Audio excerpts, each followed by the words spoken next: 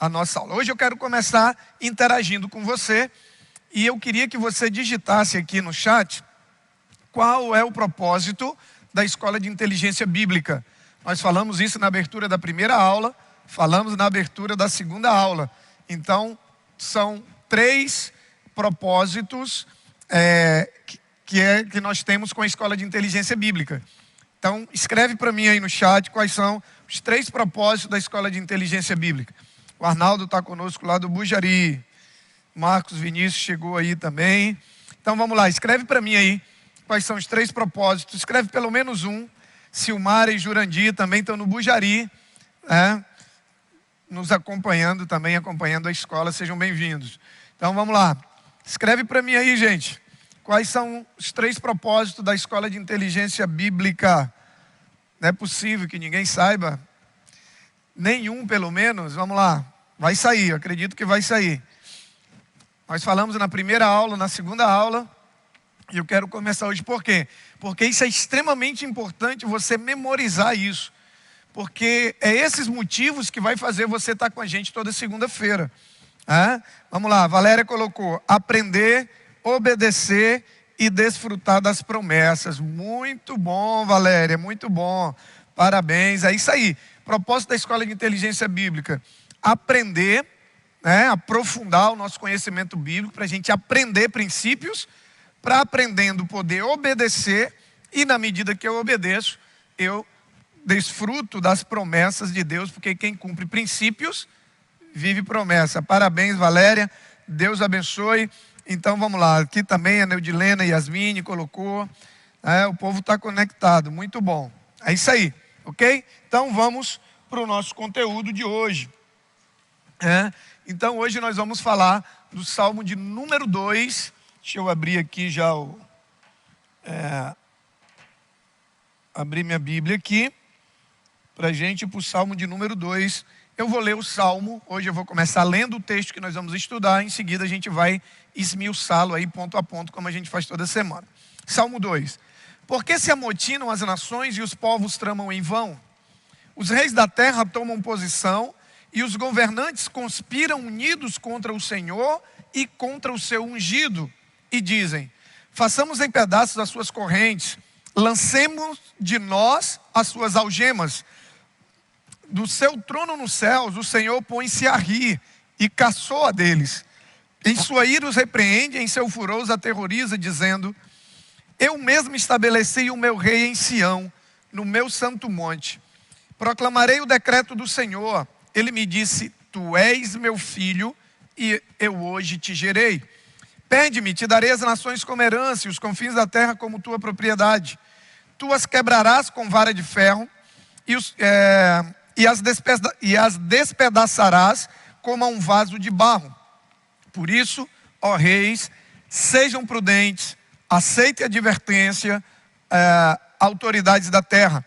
Adorem o Senhor com tremor, exultem-o com tremor. Adorem o Senhor com temor e exultem-o com tremor. Beijem o filho para que ele não se ire e vocês não sejam destruídos de repente, pois no instante acende-se a sua ira. Como são felizes todos os que nele se refugiam. Uau, que palavra poderosa, né? Então, olha só, nós vamos começar então a esmiuçar agora, ponto a ponto, o Salmo de número 2. Então, olha só, o que que esse texto como que ele começa? Ele começa falando dos reis, ou seja, que eram os governantes daquela época. Ele começa dizendo que os reis, que representam os governantes, mais o povo, ele diz que o rei e o povo estavam contra, vou pegar esse aqui, o rei e o povo contra quem? Contra Deus e o seu ungido. Ok? Então, o que quer dizer a palavra ungido? Ungido, querido, quer dizer escolhido. Escolhido. Sabe o que é interessante? É que muitas vezes a gente lê a Bíblia e aí a gente lê um salmo como esse, por exemplo, e a gente acaba lendo palavras que a gente não sabe o que significa e a gente nem se preocupa em parar um pouco, ir no dicionário, ver o que aquela palavra significa para que eu possa entender o texto. Você já percebeu isso? Sabe por quê? Porque na maioria das vezes a gente não lê a Bíblia para aprender. A gente não lê a Bíblia para entender, a gente lê a Bíblia para cumprir uma obrigação. A gente lê a Bíblia, para cumprir um ritual. E aí não funciona, querido. Ler por ler. Deus não está preocupado se você vai só ler a Bíblia. Ele quer que você leia e entenda. É por isso que o Salmo 1, como a gente viu na primeira aula, diz que feliz é aquele que lê e medita. Então a gente precisa se preocupar. Está lendo a Bíblia? Tem uma palavra que você não sabe qual é? Corre para o dicionário, vê qual é o significado dela e isso vai te ajudar a entender o que o texto está querendo dizer. É lógico que você ler a Bíblia numa versão atual vai te ajudar muito, porque a Bíblia na versão antiga, ela tem palavras muito mais difíceis. Então, pastor, qual é a versão ideal da Bíblia? NVI. A versão ideal da Bíblia é a NVI, que quer dizer Nova Versão Internacional. Ela é essa que eu li. Ela tem palavras muito fáceis de entender, mas mesmo assim vai ter algumas que você vai precisar ir no dicionário para entender melhor, ok? Então vamos voltar ao Salmo. Então o Salmo começa dizendo que os reis, os governantes daquela época e o povo estavam contra Deus e o seu ungido, né? O texto começa com esse porquê, um porquê. Ele diz, por que vocês, governantes e o povo, né, estão rejeitando de maneira insensata a liderança de Deus e do seu ungido? Porque como nós vamos ver ao longo do texto, ao longo desse salmo, o problema aqui é que o rei e o povo não queriam se submeter a Deus, nem à autoridade representativa de Deus na terra, que são os seus líderes. Nós vamos falar um pouco mais sobre isso ao longo da aula. Então, o texto começa fazendo uma pergunta. Por que os reis, Deus perguntando para eles, né? Por que vocês, ó reis, ó povo, né, estão rejeitando a liderança, rejeitando se submeter a Deus e ao seu ungido, que ou seja, o seu escolhido, aquele que Deus escolheu. E eles não somente, o texto vai dizer no versículo 2, que eles não somente rejeitavam a liderança, mas eles também conspiravam.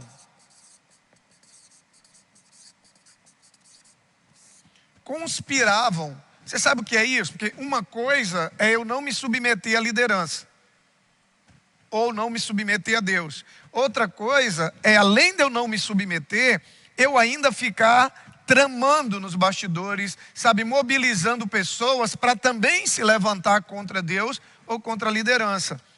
Queridos, se tem algo que atrai maldição sobre a vida de um cristão, primeiro é você se levantar contra Deus, não precisa nem dizer, né? Mas contra ungidos, contra liderança, contra líderes que Deus levanta, e principalmente quando você faz motim, né? Quando você tenta arrebanhar pessoas para se levantar também contra a liderança. E, infelizmente, isso são fatos que acontecem dentro das igrejas.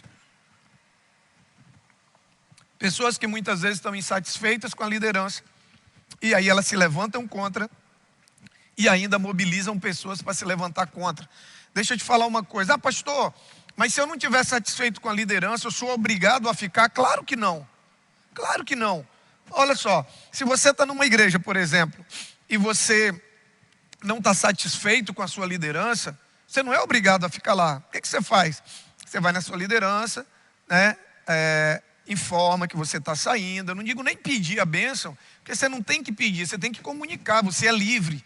Então você comunica que você está saindo. Se você quiser dizer o motivo, você diz. Se você não quiser dizer também, você não diz. E você vai para outro lugar, se coloca debaixo de uma liderança que você confie, que você se identifique e tal. Por quê, querido?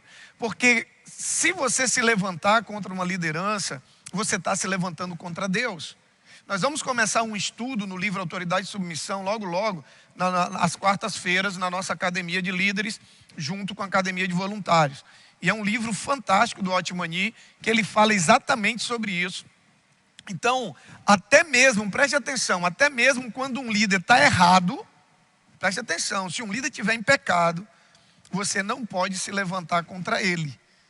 Ah, pastor, então eu devo continuar debaixo da liderança, mesmo ele estando errado? Não foi isso que eu disse. Eu disse que você não pode, não deve se levantar contra. Por quê, querido? Quem trata com liderança é Deus. É Deus quem trata com líder. Por quê? Porque foi Deus que levantou. Quem trata com líder é Deus. Então, não tente resolver um problema que não é seu. Não se levante contra a liderança, porque um líder, mesmo caído, ele continua sendo ungido, ele continua sendo uma autoridade que foi levantada por Deus, e quem vai tratar com ele é Deus, ok? Mas foi um parêntese aqui da nossa aula. Então vamos lá. Então o texto começa falando: os reis e o povo, os governantes, não queriam se submeter a Deus e nem a ser ungido. E aí você precisa entender uma coisa. Tem gente que pensa que é possível você se submeter a Deus sem se submeter à autoridade representativa de Deus na terra.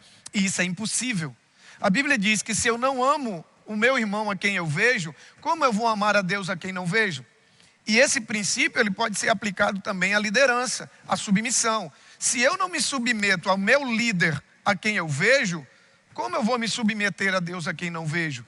Então é impossível você se submeter a Deus sem se submeter à liderança representativa de Deus. Pastor, o que é liderança representativa de Deus? São aqueles líderes que Deus levanta na terra para serem seus representantes. É lógico que todos nós, como cristãos, somos representantes de Deus na terra. Mas tem aqueles que Deus levanta como líderes. E esses que ele chama de ungido. São os líderes que ele levanta. O cristão, todo cristão que é representante de Deus na terra, a Bíblia se refere a ele como embaixadores.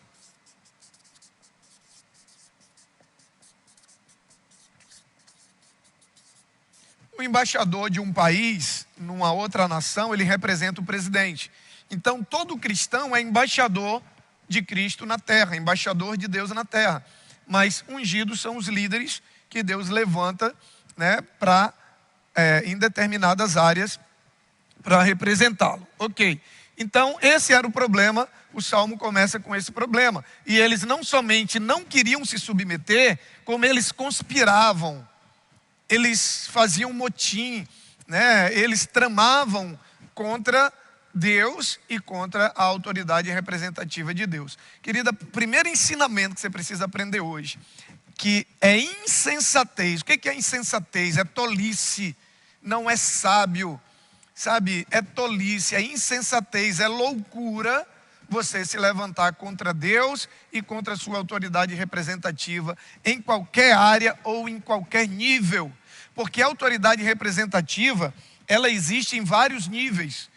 Por exemplo, olha só, deixa eu pegar aqui para não gastar muito papel. Eu tenho aqui Deus. Vamos pegar aqui na nossa realidade como igreja. Aí vem os pastores da igreja. Aí vamos supor, aqui vem os supervisores. Aqui vem os líderes. Aqui nós temos os membros. Esse aqui é líder de célula. Supervisor de célula. Então, isso aqui é uma estrutura hierárquica de liderança. Então, olha só. A maior autoridade está em Deus. Eu sou uma autoridade representativa de Deus na comunidade Batista Vida. Os supervisores, o pastor Anderson, por exemplo, aqui entraria os pastores auxiliares, que estariam diretamente ligados aqui aos pastores titulares. Aí vem os supervisores de célula, que são uma autoridade representativa dos pastores. Aí vem o líder de célula, que é uma autoridade representativa do supervisor. Então, perceba que o pastor, ele é uma autoridade representativa de Deus. Só que, aí nós temos aqui, deixa eu pegar aqui, deixa eu botar aqui os pastores auxiliares. Ok? Então, o que acontece? Os pastores auxiliares, eles são autoridade representativa do pastor, dos pastores principais, ok? Mas eu te pergunto, se os pastores são autoridade representativa de Deus, esses pastores auxiliares, eles também não são autoridade representativa de Deus? Claro que sim. A questão é que esse pastor foi levantado por Deus e esses pastores auxiliares foi levantado por esses pastores. Mas eles também são autoridade representativa de Deus. O supervisor de célula, que é autoridade representativa dos pastores auxiliares, assim como dos pastores titulares, assim como de Deus também. E o líder de célula da mesma maneira. O líder de célula é uma autoridade representativa do seu supervisor, dos pastores auxiliares e dos pastores titulares e de Deus. Ou seja, toda autoridade é autoridade representativa de Deus. A única diferença é que aqui na autoridade principal de uma igreja, por exemplo, é Deus quem levanta. Daqui para baixo, o pastor vai levantando, mas se o pastor é uma autoridade representativa de Deus e ele está levantando autoridades para representá-lo, essas autoridades também são autoridades representativas de Deus. E é nisso que muita gente erra.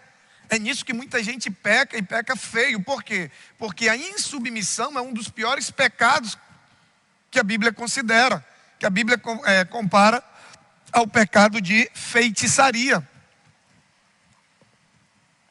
E muita gente pensa o quê? Tem gente que pensa que se levantar contra o pastor titular é uma coisa, se levantar contra o membro de célula é outra coisa, como se fosse menos grave. E diante de Deus não é. Diante de Deus não é. Sabe por quê? Porque quem não se submete a um líder de célula, ele também não se submete ao pastor que levantou o líder de célula, ao supervisor que levantou o líder de célula. Então, o líder de célula que está lá na ponta, ele é uma autoridade representativa minha também. E se a pessoa não se submete a ele, não está se submetendo a mim. Você consegue entender isso? Diante de Deus é a mesma coisa. Por quê? Porque o problema não é com a pessoa, o problema é com a autoridade. Então, quando eu me levanto contra qualquer uma dessas autoridades aqui, eu estou me levantando contra Deus.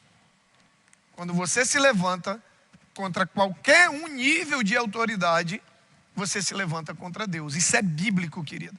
Isso é bíblico, ok? Então, esse era o problema. Eles estavam conspirando contra Deus e contra a liderança. Só que a insatisfação deles vai aumentando. E aí no versículo 3 tem algo muito interessante, que eles chegam ao ponto, a insatisfação deles irrompe em submissão. E aí ele vai aumentando até chegar numa reação. Eles têm um comportamento cego, sabe? Eles ficam cegos com relação ao que representava a autoridade de Deus sobre a vida dele, com relação ao jugo suave de Deus. E aí eles se rebelam como se eles estivessem presos, algemados. Olha só, isso aqui vai fazer muito sentido no final, presta atenção. Ele diz assim, ó: façamos em pedaços as suas correntes. É como se eles tivessem, a ideia, deixa eu terminar de ler. Façamos em pedaços as suas correntes, lancemos de nós as suas algemas. O que eles estão querendo dizer aqui? É como se submeter a Deus e a liderança e ao ungido de Deus é como se fosse acorrentá-los. Olha a visão que eles tinham da autoridade. Olha qual era a visão deles. É como se alguém que se submete a Deus e ao ungido de Deus se tornasse escravo daquela pessoa. Aí ele diz, então vamos fazer em pedaços as suas correntes, né? E qual é a palavra que ele usa? Lancemos de nós as suas algemas. É como dizer assim, ó, vamos nos libertar dessa escravidão, vamos nos libertar dessa opressão, vamos nos libertar dessa prisão. Era assim que eles viam a submissão a Deus e a liderança que Deus tinha estabelecido. E aí, eles decidem fazer, é como se ele dissesse assim, ó, a partir de hoje, pá, nós somos livres. Nós vamos fazer o que a gente quer, na hora que quer, quando quer, como quer. Eu sou dono do meu nariz, ninguém manda em mim, ninguém diz o que eu tenho que fazer. É exatamente isso que eles estão querendo dizer no versículo 3. Exatamente isso. Olha como começa, né? Lá ele diz: por que se amotinam as nações e os povos tramam em vão? Os reis da terra tomam posição e os governantes conspiram unidos contra o Senhor e contra o seu ungido, dizendo, ou seja, eles estavam conspirando, dizendo, olha, não vamos se submeter não vamos se submeter mais a isso não, vamos ser libertos, sabe, nós não temos que nos submeter a Deus, nós não temos que nos submeter a essa liderança que Deus levantou. E aí, queridos, Deus chama isso de insensatez, de loucura, e você vai entender por quê à medida que a gente for avançando na aula. E aí, do versículo 4 ao 6, então, vá me acompanhando. O primeiro texto começa falando por que eles se levantam contra, né? Aí vem o versículo 2 falando, que eram os reis e os governantes tramando contra ele. No versículo 3, eles dão o grito de independência deles, podemos dizer assim, se rebelam completamente. E aí, o versículo 4 ao 6, nós vamos encontrar Deus dizendo que Deus ri de quem se rebela contra ele, sabe, e contra suas autoridades representativas, e acha que sabe o que está fazendo. Agora é preciso a gente entender esse contexto em que Deus ri, porque o texto diz o quê? Que Deus olha para a atitude deles de se rebelarem, de dizerem, nós não queremos ninguém para estar nos liderando, nós não queremos ninguém para dizer o que a gente quer fazer, nós vamos fazer o que a gente quer, vamos nos livrar dessas algemas, dessas correntes e tal. A Bíblia diz que Deus olha para a atitude deles e Deus ri. Ele ri, como pastor? Ele ri como a gente ri quando uma pessoa, por exemplo, acha que sabe o que está fazendo e a gente sabendo, tendo certeza que ela não sabe, a gente acaba rindo. Você consegue imaginar a situação? Você já passou alguma situação assim que você está conversando com uma pessoa, você está dando um conselho para ele, por exemplo, e aí ele fala, não, isso aí não é assim não, eu sei o que eu estou fazendo, eu vou por aqui, eu vou fazer isso, porque isso aqui que é o certo. E você tem certeza que não é. Aí você dá aquela risada, você ri assim, né?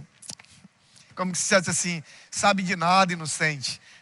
Isso é um comportamento muito comum a jovens e adolescentes, por exemplo, que é uma faixa etária que eles acham que sabe, que conhece da vida, que sabe o que é melhor. Aí um pai está orientando e ele acha que sabe o que é melhor para a vida dele e sai para fazer o que ele acha que é melhor, o que ele pensa, o que ele quer. E aí a gente dá aquela risadinha, não no sentido de... O motivo do riso não é a arrogância, sabe? Aliás, o motivo do riso não é o sofrimento que a pessoa vai ter por causa da atitude dela. Não, o motivo do riso é a arrogância. Sabe, quando você está diante de alguém arrogante, que acha que sabe de tudo, aí você fala, você ri. Então, é nesse sentido que o texto está dizendo, que Deus olha para a atitude dos governantes e do povo de se rebelar contra Deus e contra a autoridade, e Deus ri. Então, entenda, o motivo do riso é a arrogância. É a arrogância. Porque é arrogância você achar que não precisa ser orientado por ninguém. É arrogância você achar que não deve, que não precisa se submeter a ninguém. É arrogância.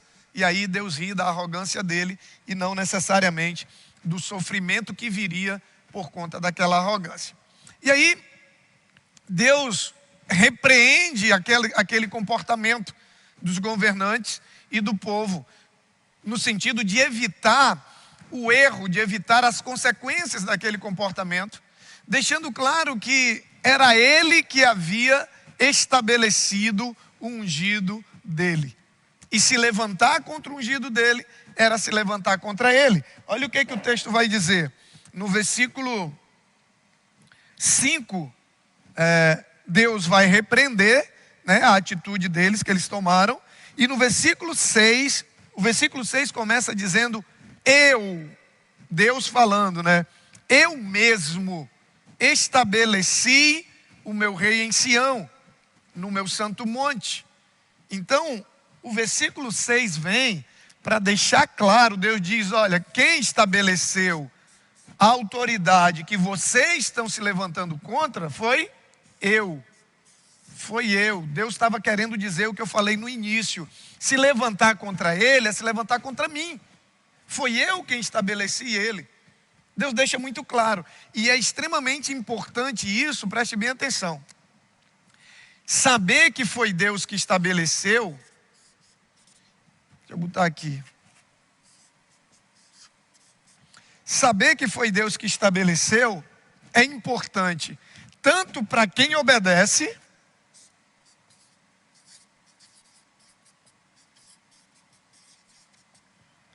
como para a própria liderança.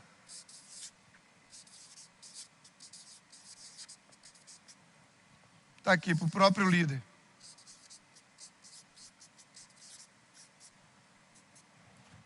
Extremamente importante. Por quê? Porque eu, por exemplo, como líder, eu preciso saber quem foi que me levantou.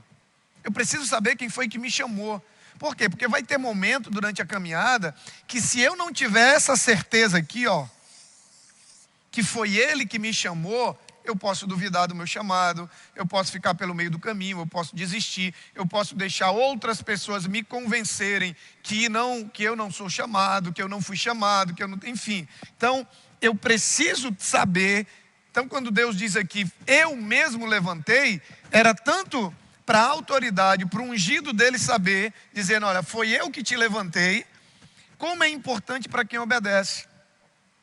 Entender que a liderança que ele está submetido foi levantado por Deus. Porque eu vou te dar um conselho. Se você não acreditar que o líder espiritual a qual você se submete foi levantado por Deus, não se submeta. Procure outro que você acredite que foi Deus que levantou. Consegue me entender? Então, é extremamente importante você ter essa certeza de que é o líder. E Deus deixa isso muito claro no versículo 6. No versículo 7, a gente já encontra o ungido falando. Agora é o líder que começa a falar. No versículo 7, já é o líder que começa a falar. Ele começa é ungido do Senhor quem fala. Ele declara o que ele tinha ouvido do Senhor acerca de quem ele era. Lembra que eu falei? Primeiro, ele tinha que ter certeza que foi Deus que levantou ele. Agora, no versículo 7, ele começa, proclamarei o decreto do Senhor. Ele me disse. Quem disse? O Senhor. O que Deus disse para aquele ungido? Tu és meu filho e hoje te gerei. Pede-me e te darei as nações como herança e os confins da terra como tua propriedade. Tu as quebrarás com vara de ferro e as despedaçarás como um vaso de barro. Então ele diz, tu és o meu filho, hoje eu te gerei. Queridos, aqui nós encontramos três coisas extremamente importantes. Então, aqui é ungido falando, né? O que Deus disse para ele? Que ele era filho.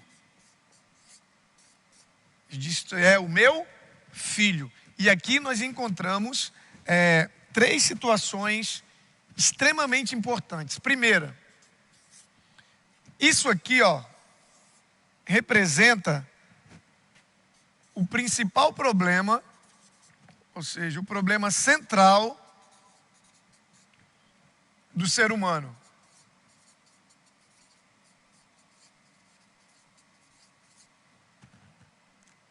Que problema central é esse do ser humano? Identidade. Deus diz para o ungido, você é meu filho. Um dos principais, se não o principal problema do ser humano hoje, chama-se falta de identidade. Ele precisa saber quem ele é. Enquanto você não descobrir quem você é em Deus, você nunca vai viver os propósitos de Deus para a sua vida. Você precisa saber quem você é e você já vai já entender por que isso é tão importante. Então nós temos aqui o problema central do ser humano, que é de identidade. Ele precisa saber quem ele é. Nós temos o problema central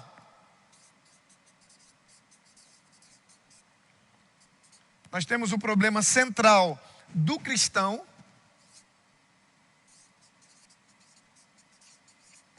Pastor, qual é o problema central do cristão? Vou já lhe dizer e vou lhe explicar por quê. Enquanto que o problema principal do ser humano é a identidade, o problema principal do cristão chama-se paternidade. Enquanto que o ser humano precisa saber quem ele é, o cristão precisa saber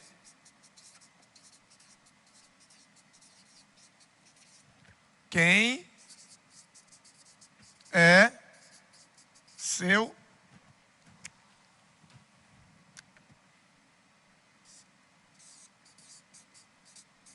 seu pai. Gente, isso aqui é fundamental. O cristão que não entende que ele é filho e que ele tem um pai e não conhece quem é o pai que ele tem, ele vai ter muita dificuldade de obedecer. Ele vai ter muita dificuldade, sabe, de fazer a vontade do pai. Por quê? Porque se eu não conheço o meu pai, se eu não sei quem ele é, eu vou ter medo de obedecer. Porque o que me dá coragem de obedecer é saber de quem eu sou filho. Então isso me dá segurança. Então o problema central do cristão é paternidade. Você precisa saber quem é o seu pai. Quando você descobre quem é o seu pai, quando você sabe quem é o seu pai, querido, aí descortina uma outra vida diante de você. Mas aqui nós encontramos também o ponto central da mensagem.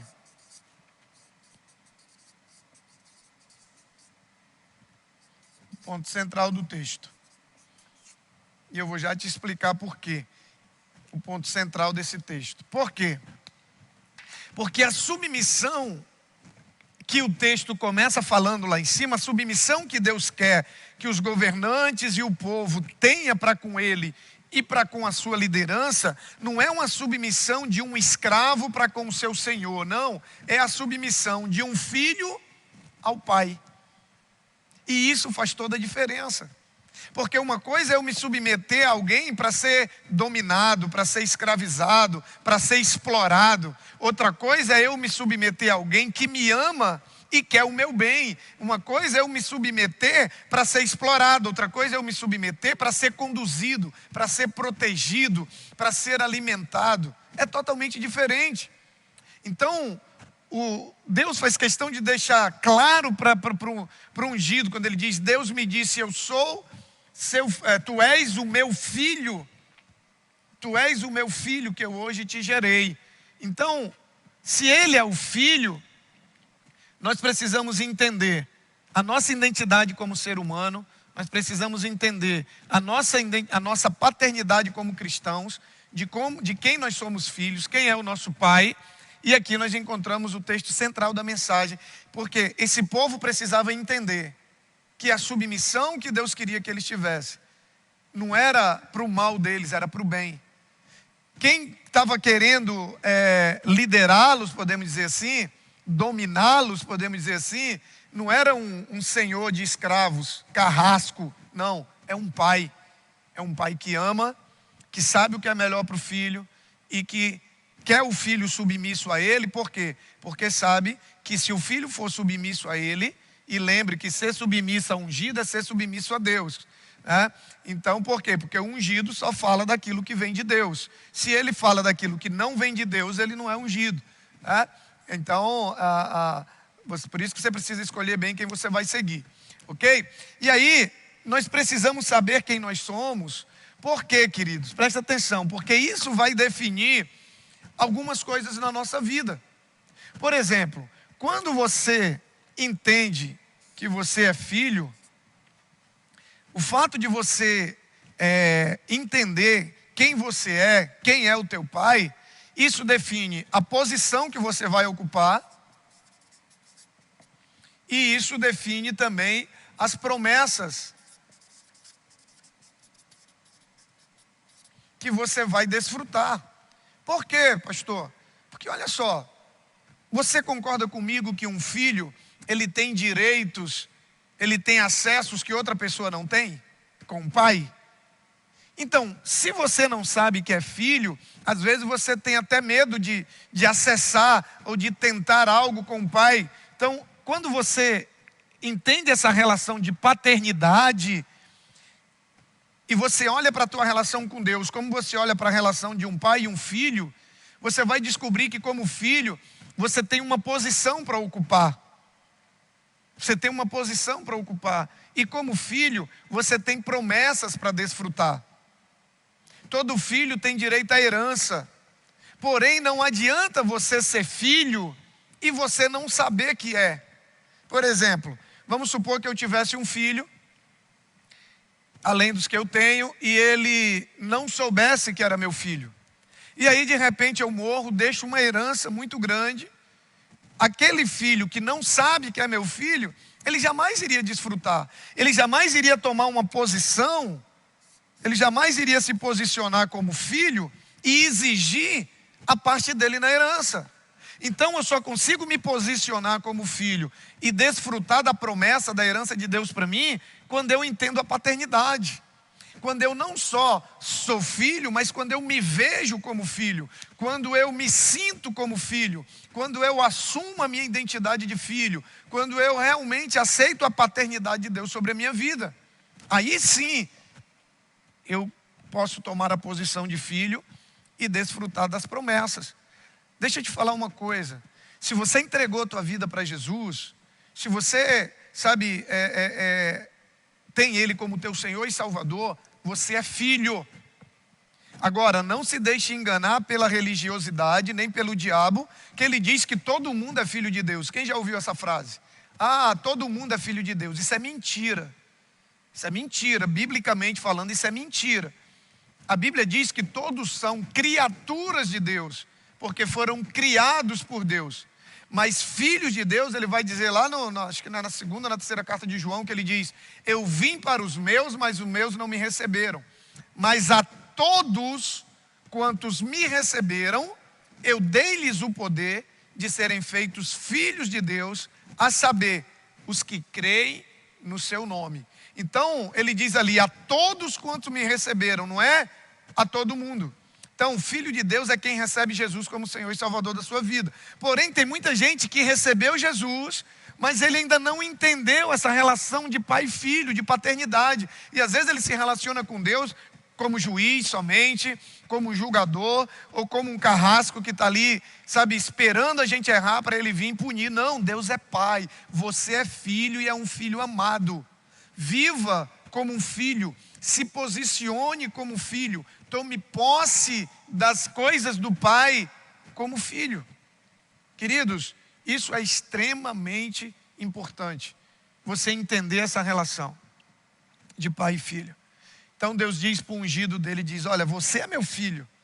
Por que Deus está dizendo isso? Ele está dizendo para dizer: olha, você é meu filho, você não precisa temer, sabe, eu estou com você, o que você precisar, eu estou aqui, sabe, o que me pertence, pertence a você, você é meu filho, foi eu que te gerei, foi eu que te levantei, foi eu que te coloquei aí.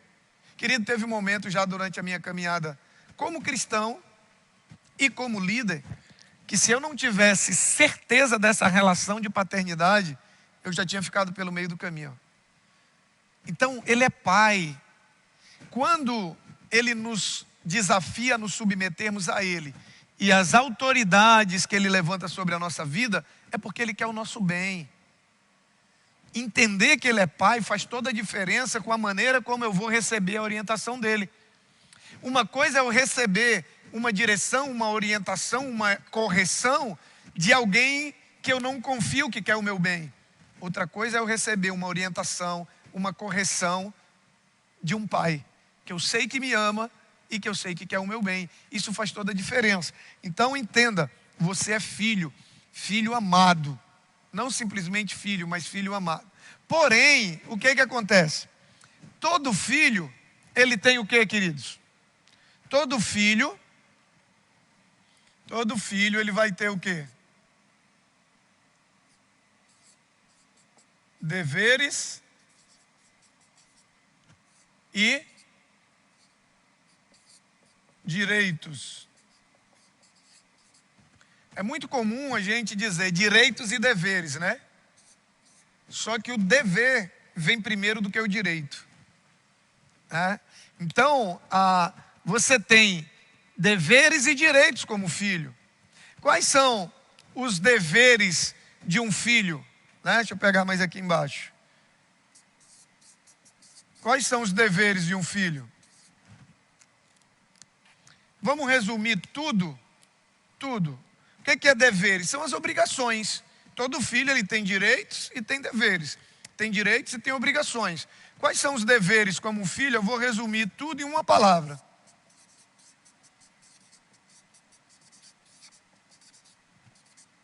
Obediência. Se eu sou filho, eu devo obediência ao meu pai. Ponto. Agora, os direitos.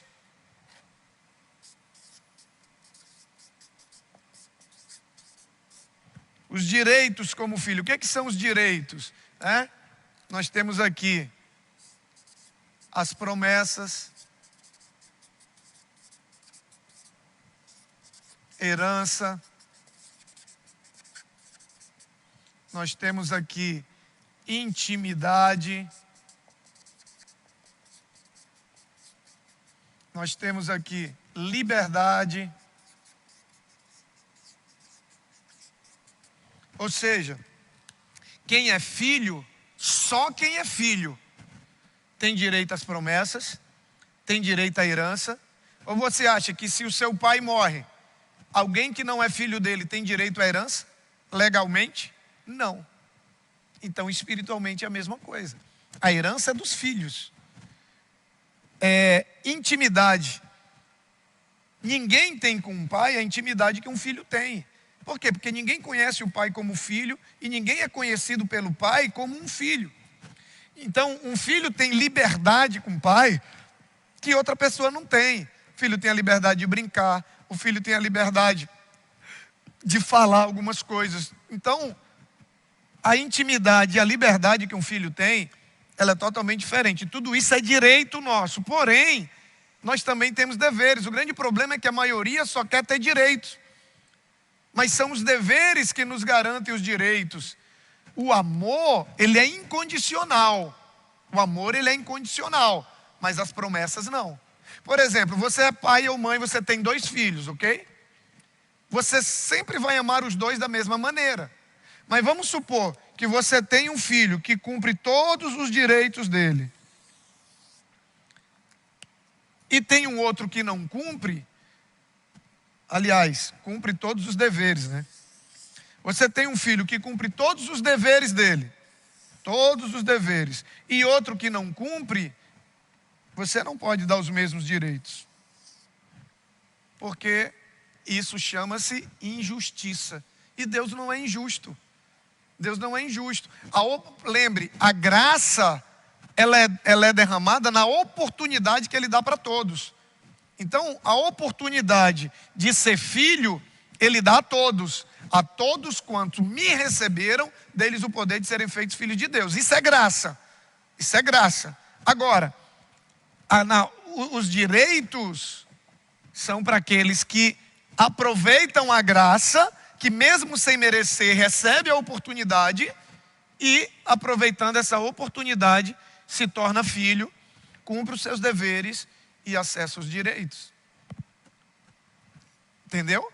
Então, a maioria de nós só quer ter direito. A gente, Deus é meu pai. É engraçado. A gente só lembra de Deus como pai quando é para exigir algum direito.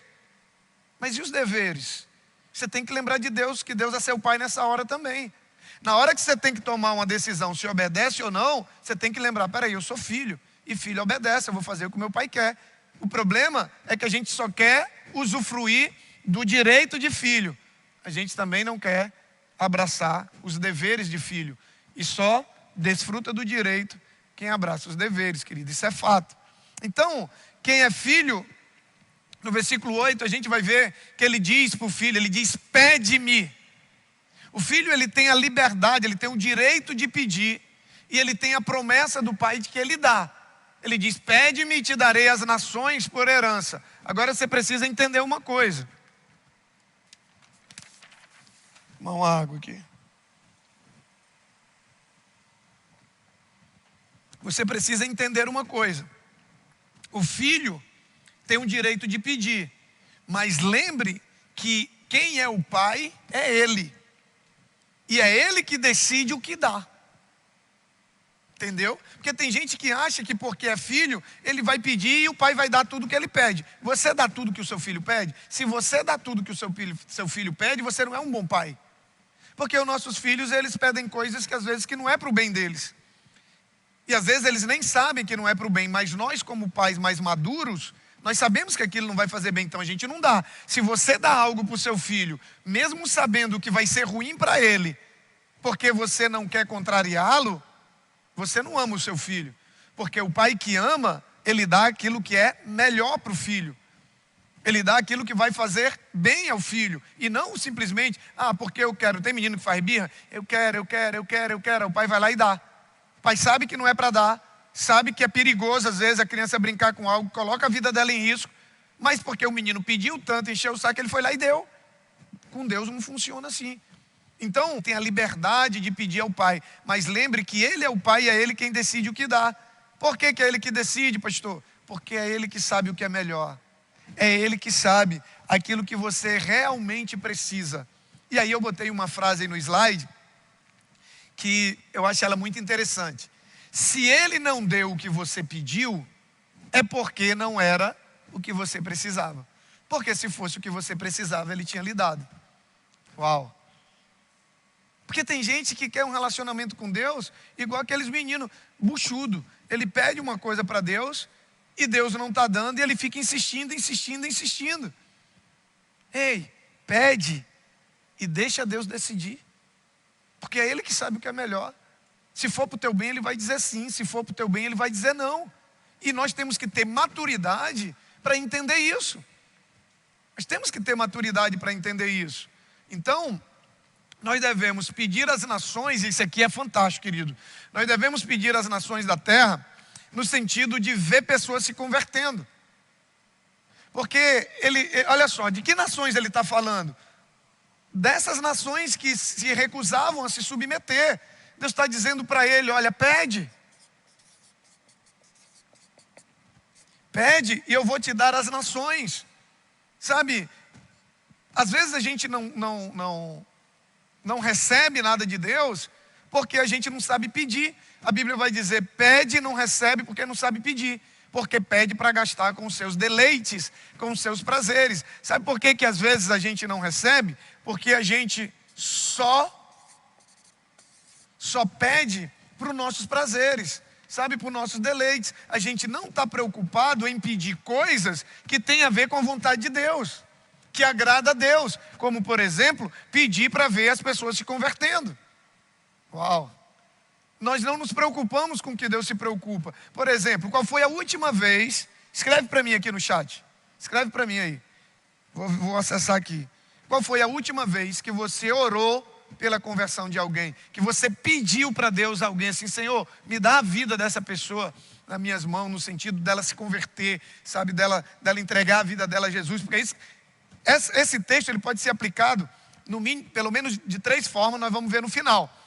Mas aqui ele está dizendo o quê? Me pede essas nações, esses povos que estão se recusando a se submeter, ora, pede para mim que eu vou te dar essas nações como herança. E aí a gente vai ver o versículo seguinte que vai terminar de esclarecer. Mas coloca para mim aqui, qual foi a última vez que você pediu? Por quê?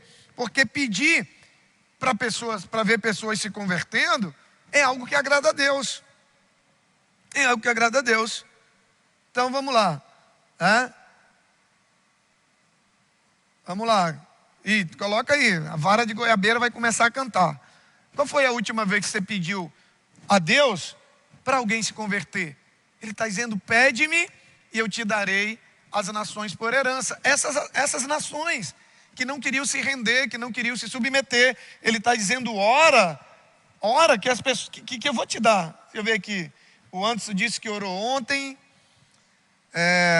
eu pedi essa semana, e o restante está num silêncio da morte terrível, né? Então, mas isso é normal, não é o correto, mas infelizmente é o normal. A gente só quer pedir segundo nossos deleites, segundo nossos prazeres, segundo a nossa vontade. A gente não está orando e pedindo aquilo que agrada a Deus para a nossa vida. Então, se Ele não deu, se Ele não deu o que você pediu, é porque não é o que você precisava. E aí, se Ele pedisse, olha o que ia acontecer, querida, aqui no versículo 9, olha só, aqui no versículo 9, a gente vai precisar aprofundar um pouco. Ele diz o quê? Ele diz, tu quebrarás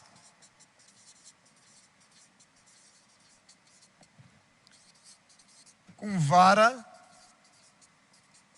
de ferro, né? Ele fala, quebrarás com vara de ferro e despedaçarás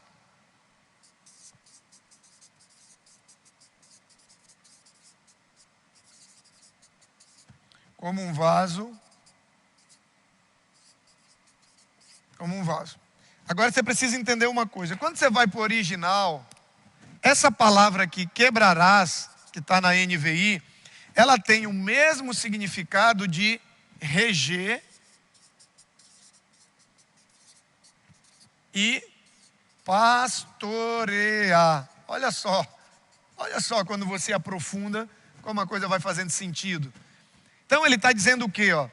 Pede por essas nações que não estão querendo se submeter a mim, nem a você, pede que eu vou te dar ele nas tuas mãos. E o que você vai fazer com eles? Você vai reger, você vai pastorear. Ele fala com vara de ferro, ou seja, o primeiro momento é a questão da disciplina, é a questão da exortação, sabe?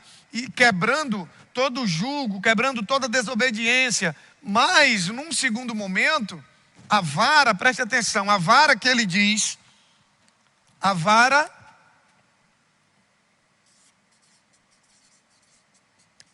que ele diz que ele quebraria, essa vara é o cajado.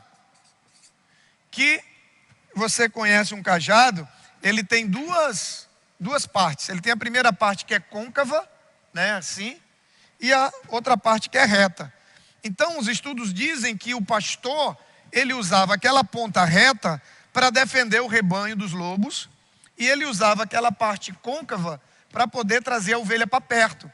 Então, é isso que ele está querendo dizer aqui. Ele diz, se você me pedir, essas nações de coração duro, rebeldes, insubmissas, eu vou te dar, você vai quebrar elas com vara. Primeiro você vai disciplinar, primeiro você vai exortar, mas depois você vai pastorear, você vai reger, você vai conduzir, né? Você vai despedaçar como um vaso, e depois você vai restaurar esse vaso e fazer um vaso novo, que aí entra o processo de conversão e de santificação. Olha que coisa extraordinária. Nós precisamos pedir mais. Você quer ver pessoas se convertendo? Então peça a Deus. Peça que Deus vai entregar essas pessoas nas nossas mãos. E por mais que num primeiro momento a gente tenha que tratar talvez de maneira um pouco mais dura, mas por amor, mas vai chegar o momento que você também vai simplesmente reger, pastorear, você vai conduzir. Então, é isso que ele está dizendo no versículo 9. Então, para você perceber a profundidade do texto, que às vezes não está aparente ali na superficialidade. E se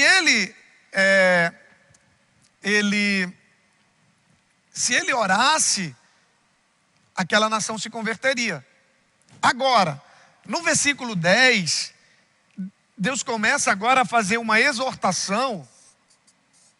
Deus faz uma exortação às nações, aos reis e ao povo rebelde, né? Olha o que ele diz. Ele diz assim, primeiro ele manda o ungido dele pedir para ele pelas nações, e aí agora ele se dirige para as nações, para os governantes, né? Para o povo rebelde. Ele diz assim, olha, versículo 10, por isso, ó reis, sejam prudentes aceite a advertência, autoridades da terra. Adorem o Senhor com temor, exultem com tremor, beijem o filho para que ele não se ire e vocês não sejam destruídos de repente, pois no instante acende-se a sua ira. Então agora ele traz um conselho para aqueles que não se submetiam. E o que ele diz? Ele diz, olha, seja prudente. Seja prudente, sabe? Aceita a advertência. Aceita a correção.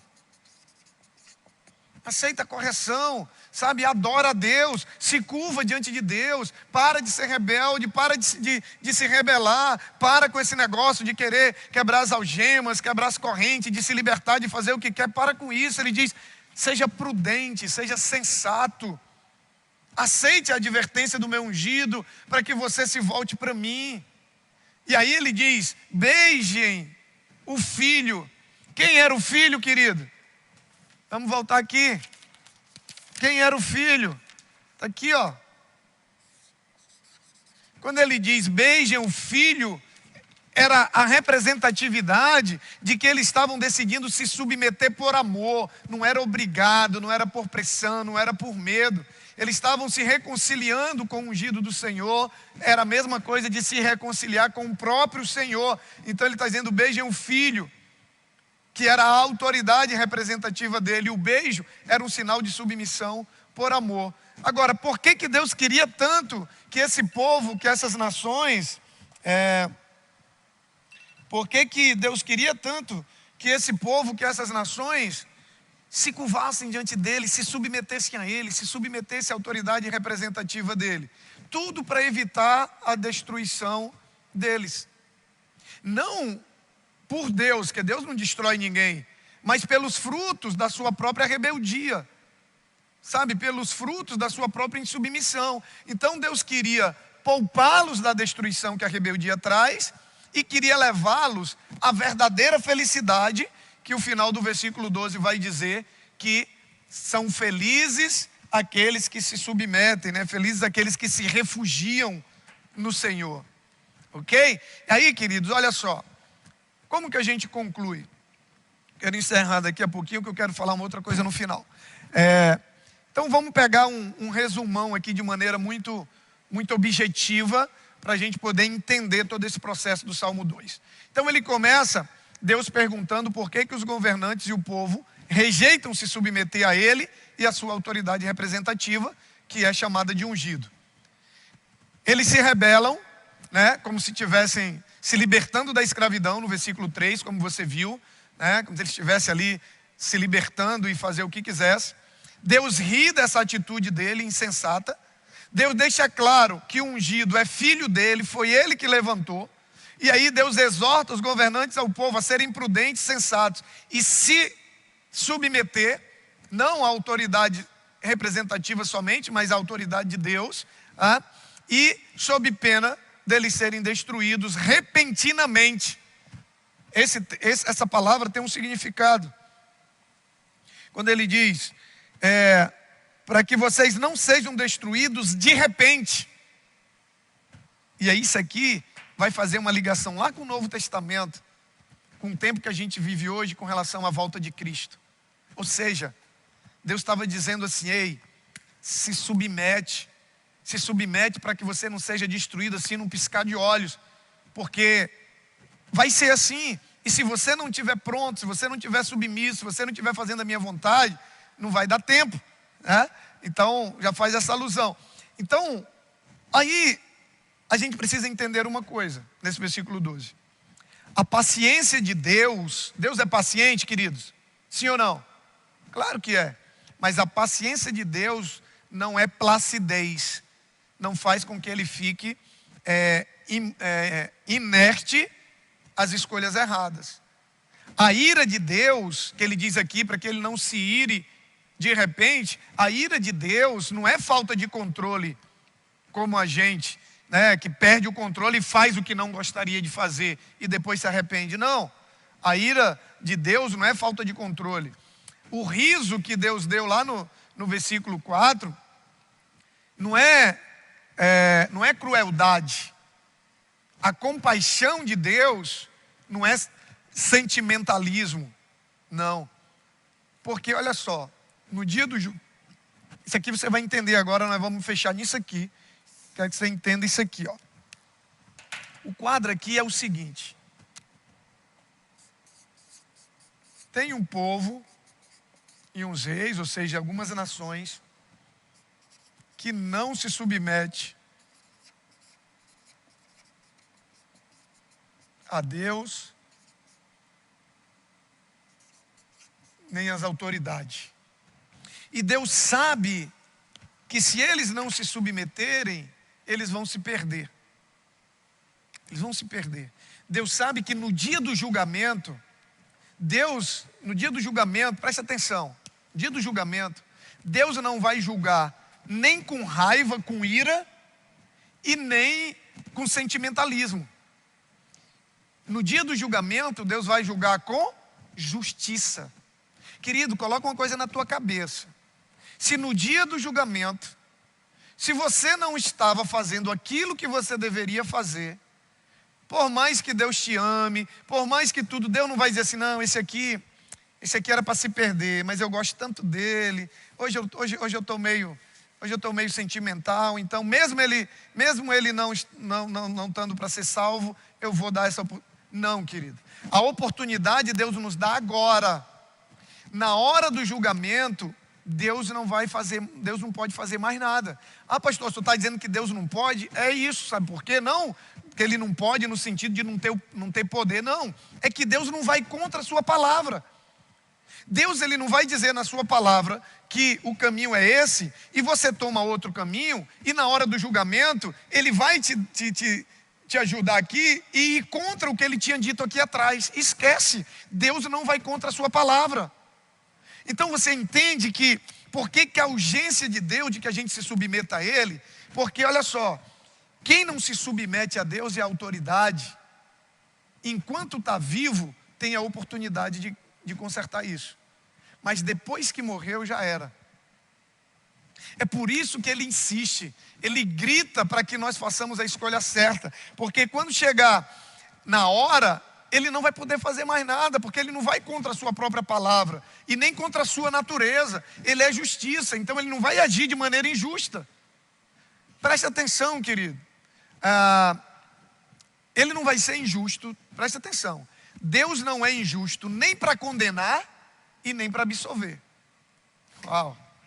Porque tem gente que diz assim, não, Deus é justo. A gente só fala que Deus é justo pensando no sentido dele defender a gente. Mas Deus é justo também em fazer a gente colher os frutos da nossa desobediência, da nossa rebeldia. Também é justiça. Sabe o que é injusto? É você se submeter e colher o fruto de um rebelde.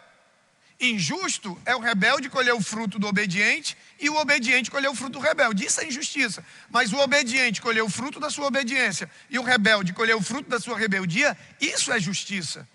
E Deus é justo. Então, a submissão, presta atenção, quero encerrar. Esse fechamento é muito importante. A submissão que Deus queria que aqueles reis, aquelas nações, aquele povo, né, tivesse para com ele, com autoridade, sabe, não era para o mal do povo. A submissão que o medo e o orgulho interpreta como escravidão, como a gente viu no versículo 3, na verdade é o caminho para a verdadeira segurança e felicidade. Se você entender isso, muita gente vê o ato de se submeter como algo ruim, como algo que tira a nossa liberdade, e isso não é verdade. A não ser que você submeta a um senhor de escravo, a não ser que você se submeta a alguém que não te ama, mas a nossa submissão a Deus, a nossa submissão às autoridades representativas de Deus, sabe, não é escravidão, não, é o caminho para uma vida de segurança, de proteção, de felicidade. Agora, o que acontece? O orgulho. Gente, eu vou pegar mais uma folha aqui. Vamos encerrar com isso aqui, ó. O orgulhoso e o humilde.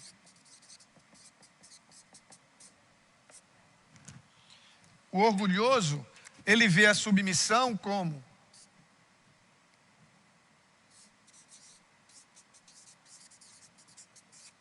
escravidão. Ele vê o orgulho. Vou pegar aqui.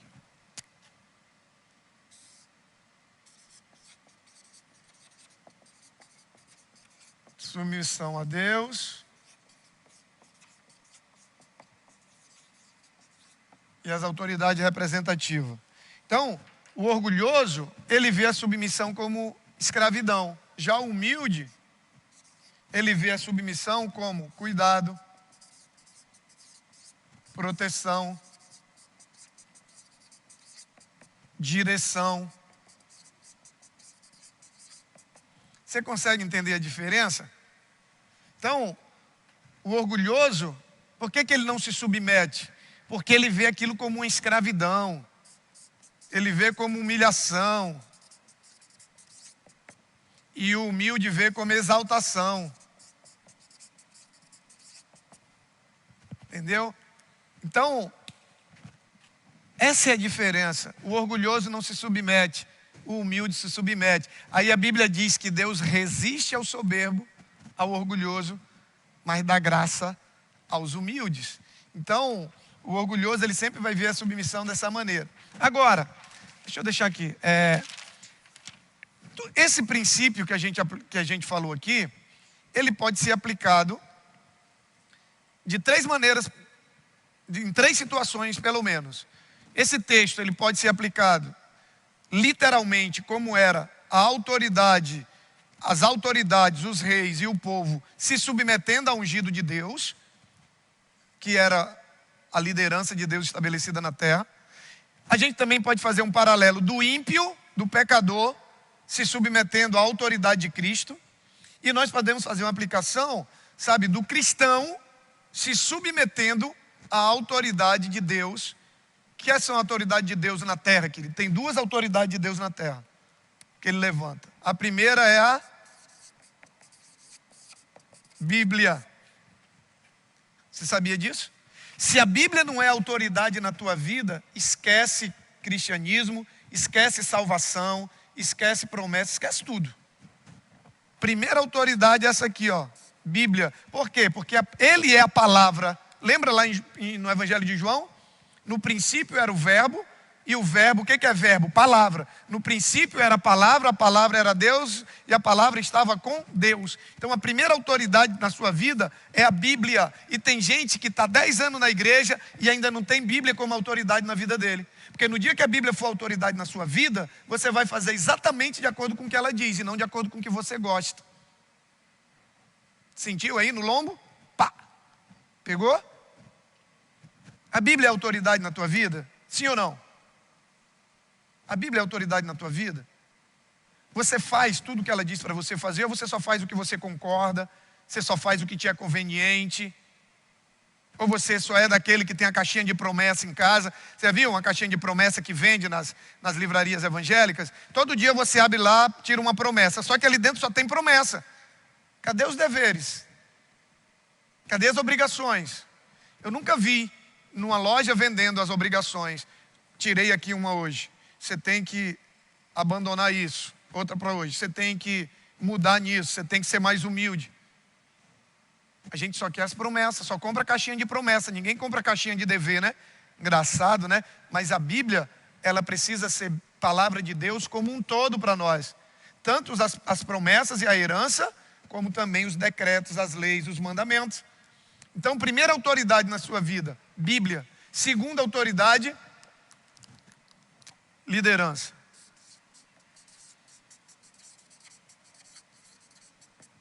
Que ele chama de ungidos. Ok?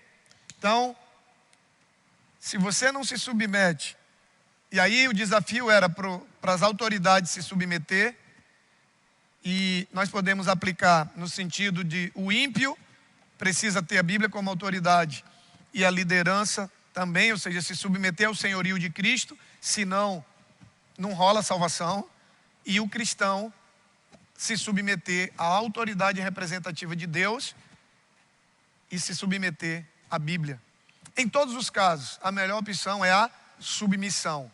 Que lembre que não visa a escravidão, mas sim a felicidade e a segurança de quem se submete. Gente, para mim isso é fantástico. Para mim isso é fantástico.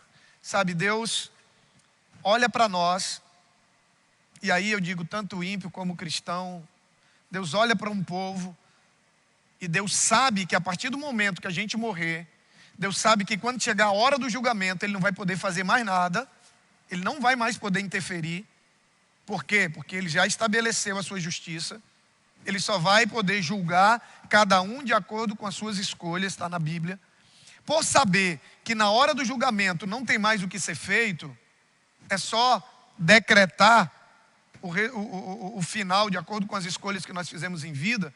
Sabendo disso, Deus insiste constantemente para a gente enquanto está vivo. Ei, se submete, se volta para mim. Ei, seja prudente, sabe? Para de se rebelar, se submete à minha palavra, se submete à liderança que eu levantei na tua vida, sabe? Para de querer ser dono do teu próprio nariz, para de querer viver tua vida do jeito que você quer. Sabe por que Deus insiste tanto? Primeiro, porque Ele não quer nos perder. E segundo, porque Ele sabe que na hora do julgamento, Ele não vai poder falar mais nada, a não ser decretar a sentença de vida ou de morte, que na verdade foi nós que escolhemos, não foi Ele, de acordo com as escolhas que fizemos agora. É por isso que Deus insiste tanto. Deus quer que você se submeta, não é para tirar a tua liberdade, é para te dar a verdadeira liberdade. Deus não quer que você se submeta para se tornar escravo, não. Isso é coisa que o diabo coloca na cabeça do rebelde. O diabo é rebelde. Ele caiu do céu porque ele não queria se submeter a Deus. E a minha oração é que você escolha, sabe, abandonar qualquer tipo de rebeldia e decida se submeter à palavra e às autoridades que Deus coloca na sua vida. Em todas as áreas, não é só na igreja. Tem pai e mãe como autoridade para nós como filhos, tem esposo como autoridade que a Bíblia coloca na vida da esposa, tem a mãe como autoridade na vida dos filhos, tem autoridade no teu trabalho. A Bíblia diz que toda autoridade foi estabelecida por Deus. A não ser que você tenha que quebrar um princípio, aí você está isento. Mas fora disso, você precisa se submeter. Ok?